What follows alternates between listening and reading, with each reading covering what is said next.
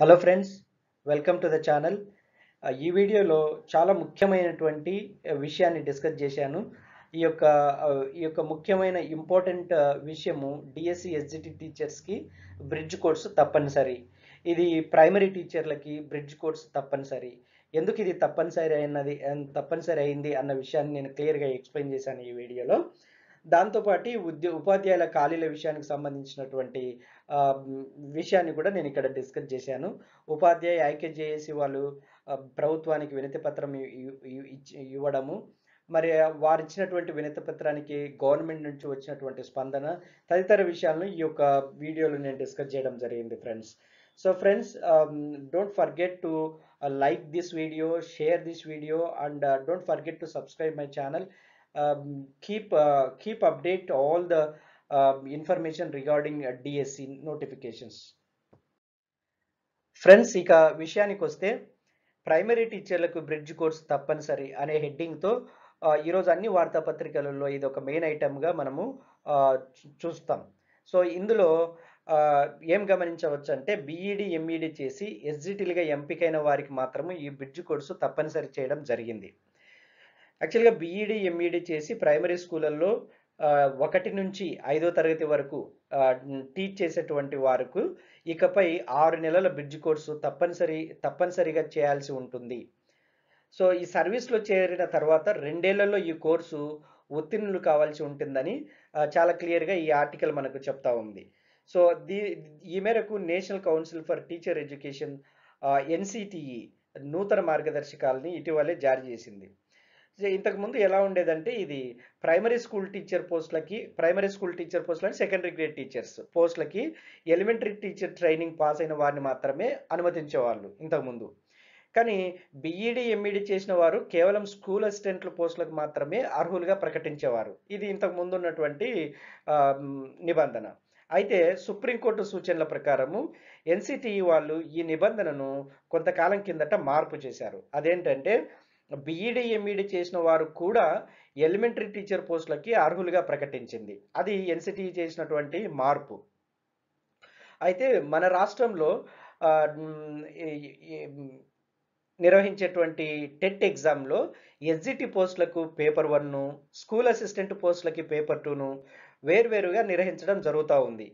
NCT ఈ నిబంధనలు మార్చిన తర్వాత ఏమైందంటే ఎస్జిటి పోస్టులకు దరఖాస్తు చేసుకునేటువంటి బీఈడి ఎంఈడి అభ్యర్థులకు పేపర్ 1ను తప్పనిసరి చేసింది. సో ఇట్లాంటి పరిస్థితుల్లో పేపర్ 1 రాసి ఎస్జిటి పోస్టులకు ఎంపికైనటువంటి బీఈడి ఎంఈడి అభ్యర్థులు సర్వీస్లో చేరిన అనంతరం బ్రిడ్జ్ కోర్సును పూర్తి చేయాల్సి ఉంటుంది. అలాగే 6వ తరగతి నుంచి 8వ తరగతి విద్యార్థులకు పాఠాలు చెప్పే టీచర్ పోస్టులకు కనీసం 50% మార్కులతో గ్రాడ్యుయేట్ డిగ్రీ, 1 ఏడాది బీఈడి స్పెషల్ ఎడ్యుకేషన్ శిక్షణ లేదా 55% మార్కులతో పోస్ట్ గ్రాడ్యుయేషను చేయవలసి ఉంటుంది. సో ఇందులో మనకి మొత్తం ఈ ఆర్టికల్ ప్రకారం అంతా చూస్తే ఎవరైతే బీఈడి ఎంఈడి ద్వారా సెకండరీ గ్రేడ్ టీచర్గా ఎంటర్ అయినారో వాళ్ళు ఖచ్చితంగా ఈ బ్రిడ్జ్ కోర్సు 6 నెలల బ్రిడ్జ్ కోర్సు తప్పనిసరిగా చేయాలి. అది కూడా జాబ్లో చేరిన 2 ఏళ్లలోపే దాన్ని కంప్లీట్ చేయాలి. ఇది ప్రతి ఒక్క డిఎస్సి ఆస్పిరెంట్స్ గుర్తుంచుకోవాల్సినటువంటి విషయం. ఫ్రెండ్స్, ఇక విషయానికి వస్తే ఆంధ్రప్రదేశ్లో ఖాళీగా ఉన్నటువంటి టీచర్ పోస్టులు, ఉపాధ్యాయ పోస్టులను త్వరలో రిలీజ్ చేయాలని ఉద్యోగ ఐక్య జేఏసీ వారు గవర్నమెంట్ని విన్నవించుకోవడం జరిగింది. అలానే రాష్ట్ర ఉపాధ్యాయ సంఘాల వారు కూడా గవర్నమెంట్కి వినతి పత్రం ఇవ్వడం జరిగింది. దాదాపుగా 20,000 పై నుండి 30,000 వరకు ఉపాధ్యాయ పోస్టులు ఖాళీగా ఉన్నాయన్నటువంటి సమాచారంతో వారు వినతి పత్రం ఇవ్వడం జరిగింది. అందుకు ప్రభుత్వం కూడా సానుకూలంగా స్పందించి దాని మీద కార్యాచరణ ఇప్పటికే ప్రారంభించాము. ఈ నెల చివరికల్లా దానికి సంబంధించినటువంటి డిఎస్సికి సంబంధించినటువంటి విషయం ఒక కొలిక్కి వస్తుందన్నటువంటిది ప్రభుత్వ వర్గాల నుంచి అందుతున్నటువంటి సమాచారం. ఫ్రెండ్స్, ఇంకో విషయానికి వస్తే రాష్ట్ర ఐక్య ఉద్యోగ జేఏసీ వాళ్ళు, రాష్ట్ర ఉద్యోగ సంఘ నాయకులు వీళ్ళు గత వారం రోజులుగా ప్రభుత్వాన్ని కలుస్తూ ప్రభుత్వానికి టీచర్ల యొక్క సమస్యలు విన్నవించుకుంటూ వినతి పత్రాలు ఇవ్వడం జరుగుతూ ఉంది.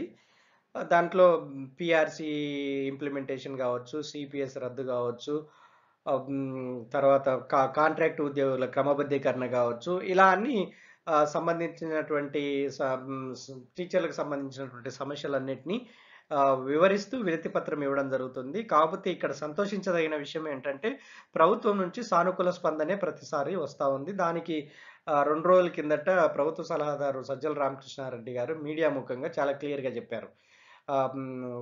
ఉద్యోగ ఉద్యోగుల సమస్యలు, టీచర్ల సమస్యలు వ పరిష్కరించడానికి ప్రభుత్వం చిత్తశుద్ధితో ఉంది. అది గూడా ఈ అక్టోబర్ నెల చివరికల్లా అన్ని సమస్యలు పరిష్కరించడానికి మేము కృషి చేస్తున్నామని గూడా చాలా క్లారిటీగా తను మీడియా ముఖంగా చెప్పడం జరిగింది. అంతేగాకుండా ఎక్కడైతే ఉపాధ్యాయుల కొరత ఉందో అక్కడ విద్యా వాలంటీర్ల నియామకాలు గూడా చేపట్టాలని అడిగినప్పుడు కూడా దాన్ని గూడా త్వరలోనే పరిష్కరిస్తున్నాం. దాని మీద గూడా ఆలోచిస్తున్నాం. నిర్ణయం తీసుకుంటాం. ఈ అన్ని విషయాలకి ఈ నెల ఆఖరిలోపు పరిష్కారం గవర్నమెంట్ చూపెడుతుంది అని ప్రభుత్వ సలహాదారు సజ్జల రామకృష్ణారెడ్డి గారు భరోసా ఇవ్వడం జరిగింది.